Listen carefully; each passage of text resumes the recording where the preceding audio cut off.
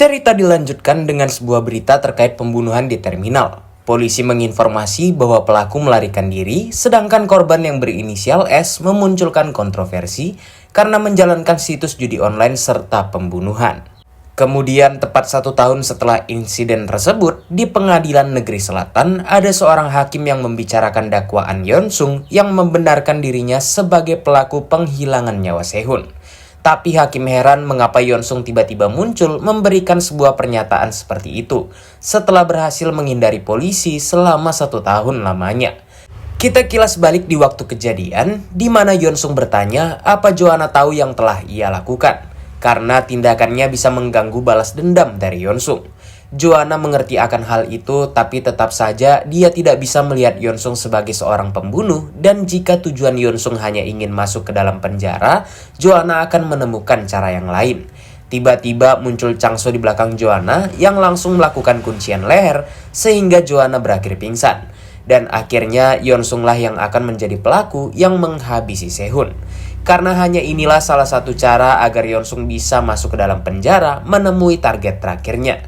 Di pengadilan tersebut, Yeonsung berkata dengan lantang kalau dirinya merupakan seorang pelaku, sedangkan Joanna mencoba menghentikannya sama sekali tidak ada hubungannya. Yeonsung juga menjelaskan kalau dirinya lah yang menyuruh Sehun datang ke terminal, kemudian menghabisinya dengan kejam, sehingga tidak akan ada keringanan bagi diri Yeonsung. Begitu pula bekas gigitan di leher Sehun yang berasal dari Yeonsung. Jikalau hakim tidak mempercayai perkataan Yeonsung, Yeonsung ini meminta agar dokter gigi dihadirkan di persidangan. Setelah mendengarkan semua pernyataan dari terdakwa, akhirnya hakim memberikan putusan kalau Yeonsung telah melakukan pembuburan berencana dan menghabisi korban setelah melakukan beberapa serangan yang fatal. Ditambah Yeonsung melarikan diri dari penyelidikan polisi. Walaupun kejadian itu terjadi di saat usia Yeonsung belum menginjak 17 tahun, tapi kini menyerahkan dirinya tepat di usia 17 tahun. Maka Yeonsung tetap dijatuhkan hukuman 12 tahun penjara. Di dalam hatinya, Yeonsung bergumam dia telah berhasil sejauh ini setelah perjalanan panjang dan akan mengakhiri semua cerita tragis ini. Kemudian di saat perjalanan menaiki sebuah bus napi dengan tubuh yang diikat, Yeonsung malah merasakan lega dan juga bebas dari sebelumnya. Kemungkinan karena balas dendam yang terakhirnya sudah di depan mata. Kini Yeonsung telah tiba di lapas ketiga selatan dengan fasilitas keamanan tingkat 5 tertinggi. Setelah mengantarkan Yeonsung ke kamarnya, sipir meminta semua napi untuk berteman baik dengan Yeonsung. Sedangkan napi di ruangan tersebut nampak serius menonton berita soal Yeonsung yang merupakan tersangka pembunuhan di terminal dan juga terlibat dalam kasus selebriti terkenal yaitu Shin Min-woo. Saat melihat Yeonsung, napi-napi lain malah tertawa, mengatakan kalau mungkin Yeonsung ingin mengalahkan pemimpin lapas seperti di film action. Salah satu napi berkata kalau hal seperti itu sudah tidak ada lagi, karena mereka bisa mendapatkan stiker hukuman dari para sipir. Di sini napi-napi lain malahan bersikap sopan, bahkan dia berjanji membantu Yeonsung untuk menyusun barangnya. Lingkungan ini malah membuat Yeonsung heran, tapi di malam harinya Yeonsung yang sedang tertidur tiba-tiba terbangun mendapati napi yang tadi baik kepadanya sedang memegang sebuah pisau. Napi itu bernama Il Seok dengan kasus perdagangan manusia. Jadi dia berniat merayakan hari pertama kedatangan Lee Yeonsung. Namun Il Seok tidak menduga kalau Yeonsung terlebih dahulu menyerang paha kanannya sambil berkata kalau cara pikir semua orang itu sama. Dengan sigap, Yeonsung langsung menendangnya sampai terpental, lalu Yeonsung memasukkan sebuah kain ke dalam mulutnya agar Yeonsung bisa leluasa mengajar Il Seok, karena sesuai perkataan dari Il Seok, jika ribut mereka bisa diberikan stiker hukuman. Berlanjut di dalam sebuah mimpi Yeonsung, dia sedang dibangunkan oleh ibunya untuk berangkat ke sekolah. Mimpi itu sangatlah bahagia karena itu adalah hari pertama Yeonsung memasuki SMA, bahkan dia bisa bersarapan dengan keluarganya secara utuh, seperti mendiang kakak dan ayahnya juga ada di sana untuk sarapan. Mereka juga berpesan agar Yeonsung bercerita kepada mereka jika mengalami kesulitan. Sungguh bahagia dan harmonis, tapi jika diingat lagi oleh Yeonsung, itu semua hanyalah sebuah mimpi. Setelah 2 minggu masuk penjara, Yeonsung sudah mulai terbiasa dengan rutinitasnya di sana. Anak-anak di ruangan lapasnya juga sangat menghormati Yeonsung karena mereka takut dengan kekuatan Yeonsung. Dalam pikirannya, Yeonsung merasa ini semua lebih mudah daripada yang dia pikirkan. Karena melalui kekuatan yang dia ciptakan di lapas, Rasa hormat didapatkan Yeonsung karena rasa takut mereka semua. Lalu di saat jam makan siang para napi di ruangan menyediakan makanan yang sangat banyak. Setelah 2 minggu lagi berlalu, tepatnya 1 bulan, Yeonsung dengan mudah mendapatkan posisi bos di 1 malam. Bahkan semua rencana jadi berjalan dengan lancar. Rumor akan kekuatan Yeonsung yang kuat juga menyebar secara cepat lewat mulut para napi. Ini semua sangat menguntungkan bagi Yeonsung karena rencana utamanya adalah untuk mengambil seisi penjara. Di saat kelas keterampilan, ada salah satu napi yang mencoba untuk menguji Yeonsung dengan sengaja menabraknya. Tapi apa yang dilakukan oleh Yeonsung? Dia langsung melukai napi tersebut dengan obengnya karena dia harus menjaga namanya yang dikenal sebagai orang kejam di penjara. Keributan itu langsung mendatangkan beberapa sipir, sedangkan napi lain membicarakan soal sosok Yeonsung yang bukan sekali 2 kali melakukan itu di saat bertengkar. Mereka juga bertanya apakah ada sosok yang mendukung Yeonsung dari belakang.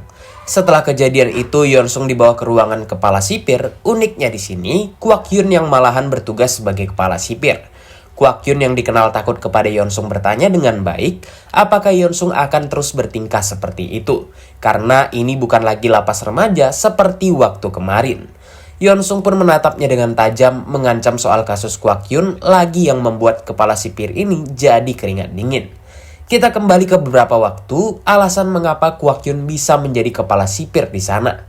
Waktu itu Kwak Hyun sedang memainkan aplikasi hijau untuk mencari mangsa, di mana dia sangat semangat karena sudah lama dia tidak melakukan ini karena takut dengan Yeonsung. Tak lama muncullah Joanna dengan seragam SMA yang menyebut nama Kwak Hyun di aplikasi tersebut. Di saat kesal dengan wajah Joanna yang sangatlah dewasa, berbeda dengan di aplikasi, tiba-tiba di belakangnya sudah ada Changso yang akhirnya memukuli Kwak Hyun. Kwak Hyun yang merinding setelah dipukuli bertanya mengapa Yeonsung tetap melakukan ini kepadanya. Padahal dia sudah membantu Yeonsung di saat membalaskan dendam kepada sang Cheol. Yeonsung yang menyebut Kwak Hyun ini banyak bacot langsung to the point, menyuruhnya mengajukan perpindahan ke penjara ketiga di provinsi Gyeonggi. Menurut Yeonsung, berdasarkan pengalaman Kwak Hyun ini akan mudah baginya untuk menjabat sebagai kepala sipir. Awalnya Kwak Hyun mengatakan kalau penjara itu diisi oleh para penjahat dan tidak memiliki koneksi di sana. Tetapi Yeonsung mengatakan dia akan mengurus hal itu sendiri. Setelah memeriksa berkas, Kwak Hyun berkata kalau tindakan yang dilakukan oleh Yeonsung akan berakhir dengan hukuman disipliner ringan. Kwak Hyun juga memberikan informasi terkait tahanan dengan nomor 467 yang disuruh oleh Yeonsung. Jadi pria itu sudah sangat lama di penjara, bahkan dianggap sebagai raja lapas. Villain terakhir ini mengendalikan perekonomian remaja dan dia mendapatkan perawatan rutin di rumah sakit, yang mana untuk sementara waktu dia jadi dipindahkan ke penjara yang lain. Nah, setelah mendapat informasi dari Kwak Hyun, tugas Yeonsung yang sekarang adalah menguasai seisi penjara selama targetnya berada di luar. Mendengar hal itu, Kwak Hyun tentunya panik. Jikalau dia terus-menerus menutupi kesalahan Yeonsung, maka dia akan jadi dipecat oleh atasannya. Tetapi Yeonsung menyuruhnya tidak usah khawatir karena hal itu akan terjadi selama 3 bulan saja. Kemudian, tepat setelah 3 bulan, Yeonsung kini menjadi raja di lapas tersebut, di mana dia sudah menghadapi berbagai macam kriminal dengan cara bertarung terus-terusan, mengalahkan semua orang kuat yang ada di lapas. Dengan begitulah, dia menguasai lapas dengan kekuatannya. Selanjutnya, benda yang digunakan oleh para tahanan sebagai uang di penjara, seperti kartu bus, rokok, dan lain-lain, semuanya telah dimonopoli oleh Yeonsung. Karena pada akhirnya Yeonsung tahu untuk bisa menundukkan orang-orang tidak mungkin hanya dengan kekuatan saja. Walaupun begitu, masih ada beberapa tahanan yang bertingkah karena masih belum tahu siapa Yeonsung yang sebenarnya. Tapi ini semua sudah cukup bagi Yeonsung untuk menghadapi target terakhirnya. Di saat sedang bersantai, tiba-tiba salah satu tahanan mendatangi Yeonsung, mengabari kalau orang yang ditunggu Yeonsung telah tiba. Pria yang dikenal sebagai raja sebenarnya dari penjara telah kembali lebih cepat dari perkiraan. Dalam hatinya Yeonsung sudah menyiapkan semuanya untuk menang dari villain terakhir yang bernama Lee Yeonchul. Akhirnya aku kembali ke rumahku, ucap Lee Yeonchul sebagai target terakhir. Ketika Yeonchul masuk ke dalam lapas bersama tahanan yang lainnya, ada salah satu sipir galak yang memarahi para tahanan dan dia heran melihat Yeonchul yang tidak menurut dengan perintah. Yeonchul terus memandangi keadaan penjara yang baginya sangatlah aneh karena berubah selama dia tidak berada di sana.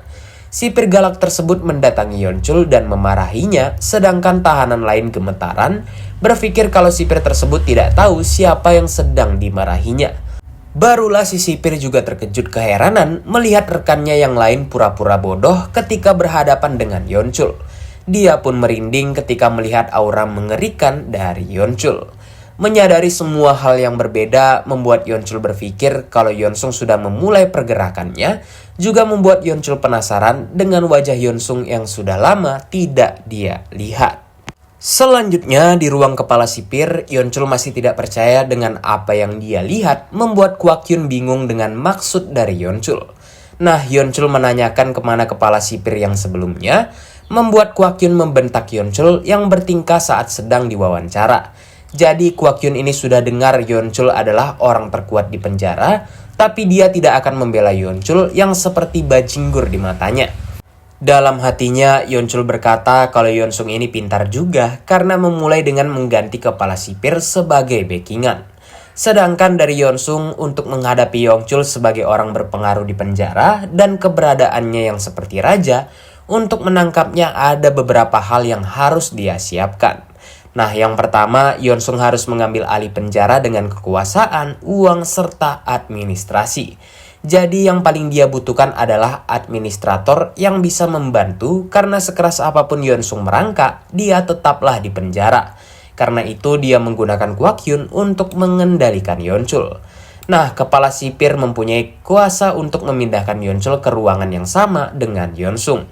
Tapi masalah langsung muncul ketika para sipir berlarian untuk pergi ke ruangan kepala sipir.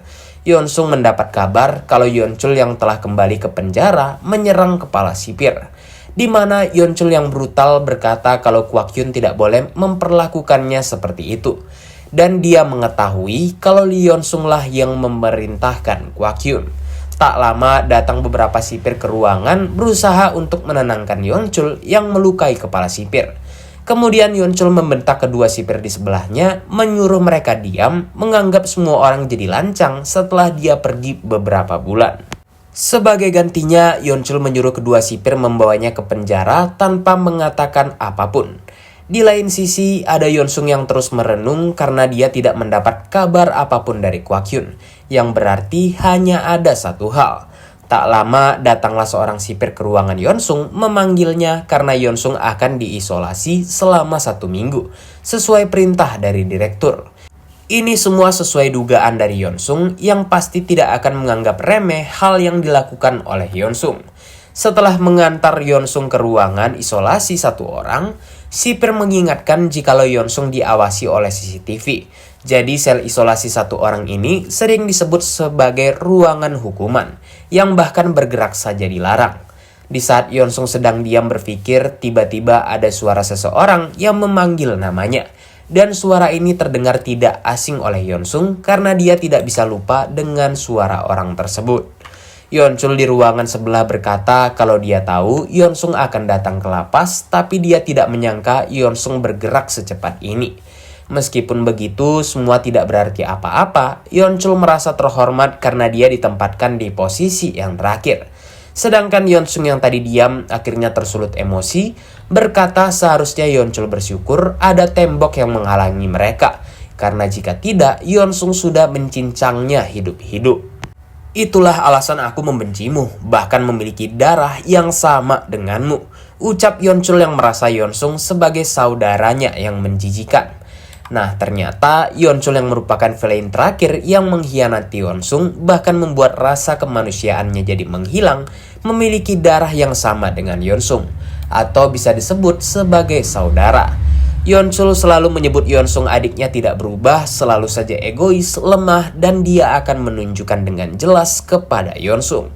Di sini Yeonchul juga menunjukkan kalau dialah yang berkuasa di lapas karena sipir nampak tunduk kepadanya. Aku akan menunjukkan semua yang kau lakukan hanya sia-sia dalam waktu 3 hari ke depan. ucap Yeon Cheol memandangi Yeon Sung dari luar sel. 3 hari kemudian, setelah Yeon Sung dibebaskan di penjara 1 orang, hal yang paling mengejutkan dia dapati adalah penjara jadi kembali seperti semula, di mana kehadiran Yeon Sung tidak lagi berpengaruh kepada tahanan di selnya. Kepala sipir Kwak Yun sudah keluar dan di penjara sudah tidak ada lagi orang yang berpihak kepada Yeon Sung. Dengan kata lain, keberadaan Yeon Sung seperti diabaikan. Tapi dia tidak mempermasalahkan dengan hal itu karena sudah terbiasa diabaikan oleh orang lain. Kita diajak kembali ke masa lalu di saat ayah Yeon Chul datang menemui ibu Yeon Sung ke Seoul. Paman Yeon Sung datang ke Seoul tanpa mengabari, menjelaskan kalau dia ingin membuka bisnis kecil-kecilan di Seoul. Mendengar hal tersebut, ibu Yeon Sung berterus terang dia tidak bisa meminjamkan uang, apalagi Nahyun akan masuk ujian SMA.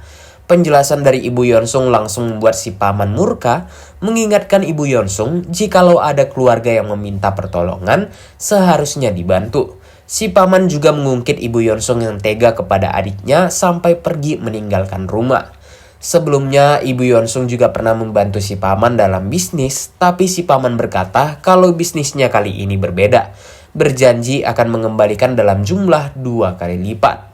Saat itu Yeon Sung yang berada di kamarnya mendengar amukan si paman, tiba-tiba mendapati sepupunya Yeon Chul datang masuk ke kamarnya. Bahkan di sini Yeon Chul juga muak melihat tingkah ayahnya sendiri yang dia anggap sepele untuk membuka bisnis perhiasan. Yeon Chul pun menyapa Yeon Sung sebagai pertemuan pertama mereka setelah Yeon Chul pergi ke Filipina. Bagi Yeon Sung, kedatangan sepupunya ini adalah awal mula berubahnya kehidupan Yeon Sung. Karena pelaku utama dari semua insiden pembulian ini adalah Yeon Chul sendiri. Berlanjut ke masa sekarang, di saat Yeon Sung tengah membersihkan kamar mandi, dia didatangi oleh banyak tahanan lain yang memegang senjata tajam dan berkata mereka sangat menderita sejak adanya Yeon Sung. Nah, ini semua adalah perintah dari Yeon Chul yang menyuruh mereka menyerang Yeon Sung setelah dibebaskan dari ruang hukuman. Di saat itu ada salah satu tahanan yang menyela perkataan Yeon Chul untuk bertanya. Dan yang terjadi, Yeon Chul langsung melukai tangan tahanan itu dengan sajam yang dipegangnya. Yeon Chul heran dengan tingkah para tahanan yang baru dia tinggal sebentar sudah berani banyak bicara. Dan dia juga mengancam para tahanan jikalau sekali lagi perkataannya dibalas, maka dia akan melakukan semuanya seperti dulu. Ternyata hal yang sama juga dilakukan oleh Yeon Chul, yaitu dia memunculkan rasa takut agar semua orang tunduk kepadanya. Karena menurut Yeon Chul, manusia itu adalah binatang yang bisa belajar. Walaupun Yeon Sung sudah membuat kekacauan dalam beberapa bulan, tetap saja tahanan lain tidak akan pernah melupakan apa yang dilakukan oleh Yeon Chul. Perbedaan di antara mereka adalah Yeon Chul membuat penjara seperti di neraka yang tidak bisa mereka lupakan. Mendapati para tahanan yang menyebutnya bajinggur membuat Yeon Sung sedikit tak percaya, padahal kemarin dia dipanggil bos. Lapas ini adalah tempat semua pembohong dan bajingan yang pada akhirnya Yeon Chul memberitahu tidak ada orang yang selamanya berpihak kepada Yeon Sung. Tapi jika Yeon Sung mati, Yeon Chul juga merasa sedih karena bagaimanapun mereka tetaplah keluarga. Di saat Yeon Sung akan diserang, tiba-tiba muncul seseorang yang menendang tahanan itu. Kehadiran pria itu membuat tahanan lain jadi terkejut. Pria yang membantu Yeon Sung ini adalah Jo Chan yang mengenalkan dirinya sebagai tahanan baru di lapas. Sejak awal, Yeon Sung sudah membuat rencana dengan memasukkan Jo Chan ke dalam ruangan yang sama dengan dirinya. Di saat Kwak Yun penasaran mengapa Yeon Sung membutuhkan orang seperti Jo Chan, padahal penjara sudah jadi milik Yeon Sung menjelaskan kalau dia tetap butuh Jo Chan karena para bajinggur di penjara semuanya bisa mengkhianati Yeon Sung kapanpun. Itulah mengapa Jo Chan diperlukan sebagai orang yang bisa dipercaya. Di saat itu, Yeon Chul juga sempat melihat biodata dari Jo Chan, tapi dia berpikiran kalau Jo Chan hanyalah tahanan biasa dengan kasus yang kecil. Pada akhirnya, tahanan kroco itu menunduk kepada Yeon Sung. Kemudian giliran Yeon Chul yang didatangi oleh Jo Chan. Sambil membawa orang suruhan Yeon Chul yang babak belur, dia mengenalkan dirinya sebagai orang baru di penjara. Jo Chan sudah dengar dan tahu sedikit tentang Yeon Chul, yang bagaimanapun dia sudah menahan rasa kesal, dia tetap tidak bisa. Sehingga dia menantang Yeon Chul untuk maju ke hadapannya.